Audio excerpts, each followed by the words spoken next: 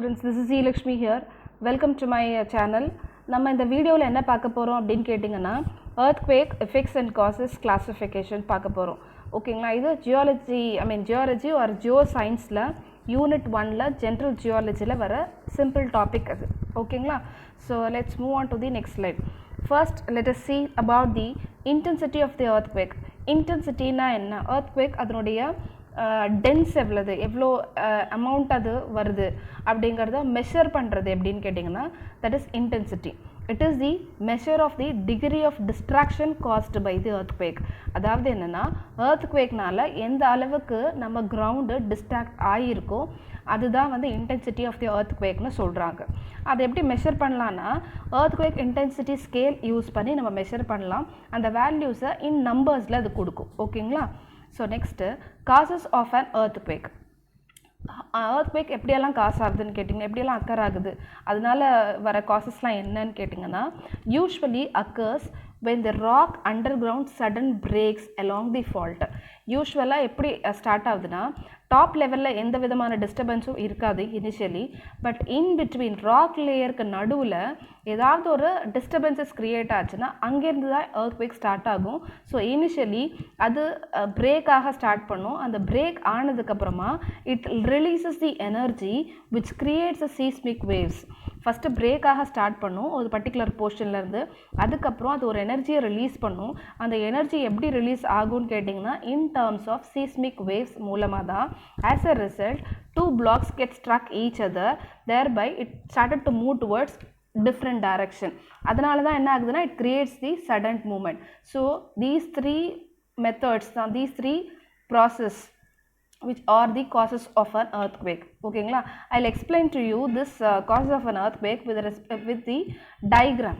Okay, so இங்கே பாருங்கள், இதுதான் வந்து ஆக்சுவலி பிளேனு ராக், ஃபுல் ராக்கு. ஆக்சுவலி இந்த ராக் இப்படி தான் இருந்துச்சு. ஜஸ்ட் பிகாஸ் ஆஃப் இங்கே ஒரு டிஸ்டர்பன்சஸ் க்ரியேட் ஆனதுனால half of the portion, so I would like to say like இதுதான் ஃபால்ட் பிளேன்னு சொல்லுவாங்கம்மா.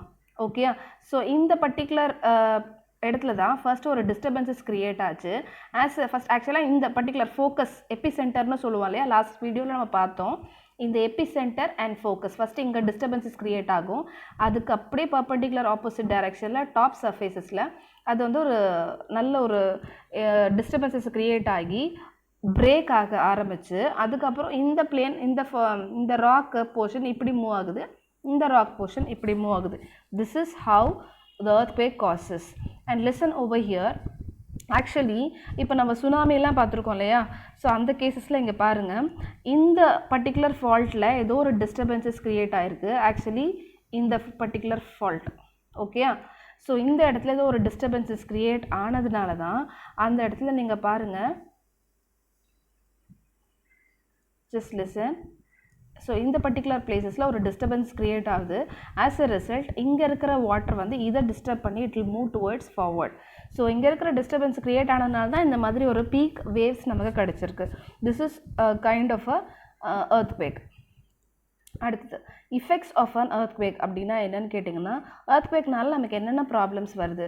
யூஸ்வலாக பில்டிங்ஸ் டேமேஜ் ஆகிடும், ரோட்ஸ் வந்து கிராக் ஃபார்ம் ஆகிடும், ரயில்வே லைன்ஸ் வந்து டெமாலிஷ் ஆகிடும், பிரிட்ஜஸ் வந்து டெஸ்ட்ராய்ட் ஆகிடும், பிரிட்ஜஸ் வீணாகிடும். அது எல்லாமே ஜஸ்ட் பிகாஸ் ஆஃப் earthquakeனால தான் வர்றது. Okay, river changes their course. இது எப்படின்னு கேட்டிங்கன்னா லைக் நம்ம ஸ்ட்ரென்த் ஆஃப் மெட்டீரியல்ஸ் லேப்னு சொல்ல முடியாது, சீவ் அனாலிசிஸ் பண்ணுவோம் இல்லையா. ஸோ சீவ் அனாலிசிஸ் பண்ணும்போது based on the sieve analysis நம்ம என்ன பண்ணுவோம்னா ஒரு சாயில் என்ன ஜோனுன்னு ஃபைண்ட் அவுட் பண்ணுவோம். ஜோன் 2 ஜோன் 3 ஃபைண்ட் அவுட் பண்ணுவோம். ஸோ முன்னாடி ஜோன் 2ல் இருந்துச்சு, இப்போ ஜோன் 3ல் இருக்குன்னா the river changes their course. அப்படின்னா டெக்ஸ்சர் ஆஃப் தி சாண்டை வந்து டிஸ்டர்ப் பண்ணிடும், டெக்ஸ்சரை சேஞ்ச் பண்ணிடும். எதனாலன்னு கேட்டிங்கன்னா அடிக்கடி earthquake வந்துச்சுன்னா அதனால அந்த டெக்ஸ்சர் ஆஃப் சாண்ட் வந்து டிஸ்டர்ப் ஆகிடும். அதுதான் அந்த கோர்ஸ்ன்னு சொல்கிறது. So river changes their course. As a result earthquake occur ஆச்சுன்னா ரிவரில் கண்டிப்பாக அக்கர் ஆகும். அப்படி அக்கர் ஆகும் போது அந்த சாயிலோட நேச்சரை டெக்ஸ்சரை சேஞ்ச் பண்ணிடும்ன்றாங்க. Next usually earthquake is associated with landslide. நமக்கு லேண்ட்ஸ்லைட் அக்கர் ஆகிறத பார்த்துருக்கோம், அதாவது மணல் சரிகிறத பார்த்துருக்கோம். That is called landslide. So அந்த மணல் சரிவு எதனால் அக்கர் ஆகுதுன்னு கேட்டிங்கன்னா ஜஸ்ட் பிகாஸ் ஆஃப் இட்ஸ் எர்த்குவேக்னால. ஏன்னா அது உள்ள ஒரு சடன் டிஸ்டர்பன்ஸை க்ரியேட் பண்ணி ஒரு எனர்ஜி ரிலீஸ் பண்ணும்போது தான் சீஸ்மிக் வேவ்ஸ் வருது. அந்த சீஸ்மிக் வேவ்ஸ் தான் என்ன பண்ணுதுன்னு கேட்டிங்கன்னா டாப் சர்ஃபேஸில் இருக்க, அதாவது நம்ம இருந்துகிட்ருக்கோம் இல்லையா, அந்த டாப் சர்ஃபேஸில் இருக்கிற கிரவுண்ட் லெவலை டிஸ்டர்ப் பண்ணுது. So this is also a effects of an earthquake. So நான் சீஸ்மிக் வேவ்ஸ்னு சொல்லிட்டே இருக்கேன்ல. What is mean seismic waves? Seismic waves வந்து கிரியேட் ஆகிறது எதனாலன்னு கேட்டிங்கன்னா earthquakeனால ஒரு எனர்ஜி ரிலீஸ் ஆகுது.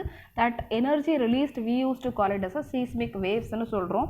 அது 3 டிஃப்ரெண்ட் வேவ்ஸாக சொல்லுவோம். P waves, S waves and surface waves. That is primary waves, secondary waves, surface வேவ்ஸ்ன்னு சொல்கிறோம். So primary waves, secondary waves, surface வேவ்ஸ்ன்னு பார்த்தீங்கன்னா சர்ஃபேஸ் வேவ் இதுதான் சர்ஃபேஸ் வேவ். இதோட அனிமேஷன் தான் இப்போ நான் போட்டிருக்கேன். ஆக்சுவலி என்னென்னா வெர்டிக்கலும் டிஸ்டர்ப் ஆகுது, ஹரிசான்டல் லேயரும் டிஸ்டர்ப் ஆகுது, தெரியுதுங்களா? ஆஸ் அ ரிசல்ட் டாப் லேயரில் இருக்க ட்ரீஸும் கெட்ஸ் டிஸ்டர்ப்டு. இதுதான் type of an earthquake. earthquake அந்த சென்ஸ் சர்ஃபேஸ் வேவ்ஸ்னால வர earthquake. அடுத்தது ப்ரைமரி வேவ் பாருங்கள், தட் இஸ் பி வேவ்ல ஒன்லி இந்த horizontal portion gets disturbed. Listen.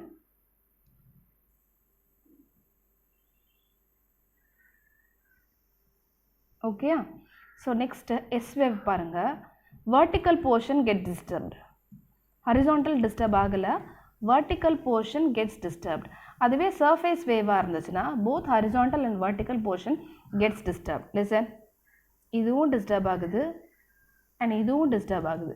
So this is called as a surface wave. So what are the 3 different types of waves? P waves, S waves and surface waves. Okay, primary wave, secondary wave and surface waves. Okay, so next, how we can classify the earthquake? That is classification 1 and classification 2. எப்படி classify பண்ணலாம்னா based on the mode of origin, எங்கேருந்து start ஆகுது, என்ன டெப்த்தில் start ஆகுது, that's a point. ஏன்னா earthquake வந்து ஷாலோலையும் occur ஆகும், இன்டர்மீடியட்லேயும் occur ஆகும், டீப்லேயும் அக்கர் ஆகும். ஸோ அதை வச்சு தான் கிளாஸிஃபிகேஷன் 2ன்னு சொல்கிறாங்க. ஆரிஜின் எங்கேருந்து அக்கர் ஆகுது, எதன் மூலமாக அக்கர் ஆகுதுன்னு சொல்கிறாங்க. ஸோ ஆரிஜின் பார்த்தீங்கன்னா classification 1 depending on the mode of origin. So surface காசஸ்னா அது டாப் மோஸ்ட் சர்ஃபேஸ் டிஸ்டர்ப் ஆச்சுன்னா தட் இஸ் லேண்ட்ஸ்லைடாக அக்கர் ஆகுது, அதனால வந்து உங்களுக்கு வந்து earthquake, அதுவும் ஒரு விதமான earthquakeன்னு சொல்கிறாங்க, லேண்ட்ஸ்லைட்ஸும். அப்புறம் it creates an earthquake but very feeble, that is due to volcanic காசஸ்னால, வல்கனிக் பிளாஸ்ட்னால earthquake வருது. பட் ரொம்ப கம்மியாக தான் இருக்குது, அதனால் வர earthquake ரொம்ப கம்மி தான். பட் மோஸ்ட்லி சர்ஃபேஸஸில் அக்கர் ஆகிற டிஸ்டர்பன்சஸ்னால தான் earthquake ஜாஸ்தி வருது. அண்ட் நெக்ஸ்ட் வந்து டியூ டு டெக்டானிக் பிளேட்ஸ். நம்ம ஆல்ரெடி டெக்டானிக் பிளேட்ஸ் பார்த்தோம். டெக்டானிக் பிளேட்ஸ் எங்கே இருக்குன்னா டாப் மோஸ்ட் சர்ஃபேஸ்லேயும் இருக்காது, இன்டர்மீடியட்லேயும் இருக்காது, ரொம்ப டீப் போர்ஷனில் தான் அது வந்து அக்கர் ஆகும். ஓகேங்களா?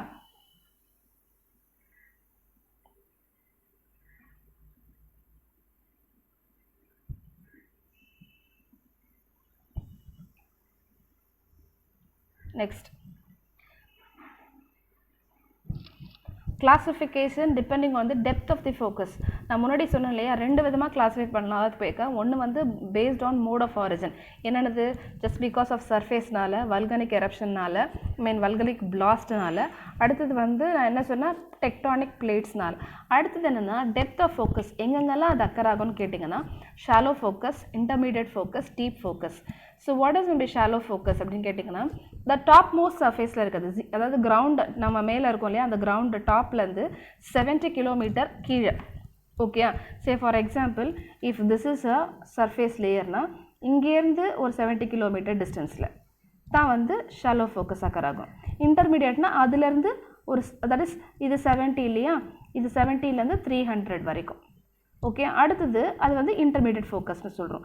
டீப் ஃபோக்கஸ்னால் என்னென்னா அதுக்கும் கீழே, தட் இஸ் 300 to 700 வரைக்கும். Okay, this particular thing. ஓகேங்களா, இதுதான் வந்து classification of earthquake depending on the depth of the focus. ஓகேங்களா, அப்போது இப்போ நான் காமிக்கிறேன் ஷாலோனா என்ன, டெப்த்னா என்ன, இன்டர்மீடியட்னா என்ன. இது வந்து இது ஒரு பர்டிகுலர் பிளேட்டு, இது ஒரு பர்டிகுலர் லேயர். தட் இஸ் பிளேட்டுன்னு சொல்கிறது என்னென்னா இது ஒரு பர்டிகுலர் ஏரியா, இது ஒரு particular area. In case earthquake occur ஆச்சுன்னா இதுதான் ஃபால்ட் பிளேன்னு சொல்கிறோம்.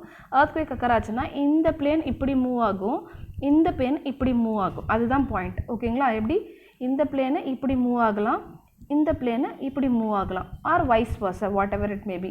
So this particular portion we use to call it as a என்ன சொல்லுவோம், ஃபால்ட்டுன்னு சொல்லுவோம். ஓகேங்களா? ஸோ இந்த கேசஸில் பாருங்கள், this is shallow focus and this is intermediate focus and depth focus. அதாவது ஒன்றுமே இல்லை, டெப்த்து ரொம்ப அடியில் போனால் டீப்பு, இன்டர்மீடியட்டு ஷாலோனா ரொம்ப கம்மி டெப்த்னு சொல்லுவாங்க. ஸோ இந்த 3 கேசஸில் தான் உங்களுக்கு earthquake அக்கர் ஆகும்னு சொல்கிறாங்க. ஓகேங்களா?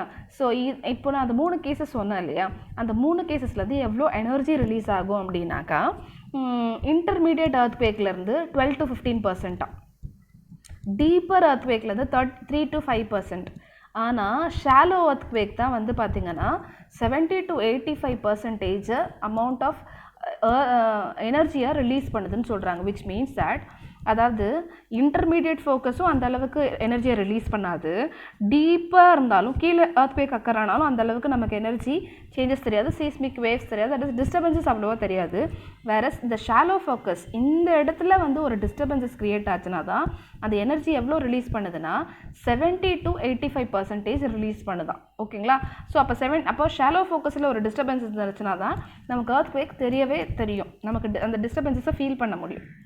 ஓகே, ஸோ இந்த வீடியோ உங்களுக்கு வந்து நான் இதோட முடிச்சிருக்கேன். நெக்ஸ்ட்டில் வந்து லேண்ட் ஸ்லைட்ஸ் நம்ம பார்க்கலாம். Thank you so much for listening. Okay, good luck.